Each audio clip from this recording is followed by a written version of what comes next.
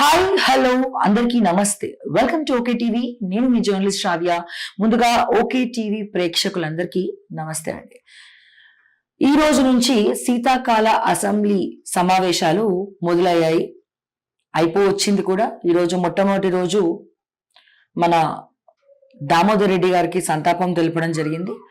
ఆ తర్వాత మొట్టమొదటిసారి చాలా రోజుల తర్వాత అసలు కేసీఆర్ అసెంబ్లీకి వస్తారా రారా అని అనుకునేటువంటి తరుణంలో మొన్న రీసెంట్ గా కేసీఆర్ గారు ప్రెస్ మీట్ పెట్టడం జరిగింది.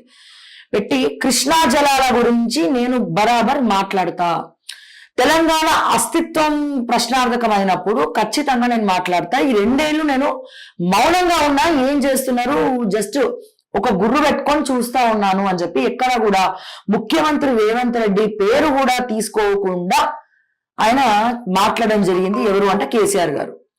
సో వీటన్నిటిని బ్రేక్ చేస్తూ కేసీఆర్ గారు ఈ రోజు అసెంబ్లీకి రావడం జరిగింది. చాలా మంచి విశేషం. ఎందుకంటే నాలాంటి వాళ్ళు కావచ్చు, తెలంగాణ ప్రజలు, అలాగే సోషల్ కాజెస్ మీద మాట్లాడే సోషల్ వర్కర్స్ కావచ్చు, ప్రజా ప్రతినిధులు కావచ్చు, చాలా మంది కేసీఆర్ లాంటి వ్యక్తి అసెంబ్లీలో ఉండాలి, అసెంబ్లీకి కేసీఆర్ రావాలి, ఎందుకు రాడు, ప్రతిపక్ష నాయకుడుగా అసెంబ్లీకి వచ్చి ప్రజల తరపున ప్రశ్నించాలి ప్రభుత్వాన్ని అని చెప్పి ఎన్నో సందర్భాల్లో మాట్లాడడం జరిగింది. నేను కూడా మాట్లాడడం జరిగింది, నేను కూడా ప్రశ్నించడం జరిగింది, మీరు రావాలి అని చెప్పి.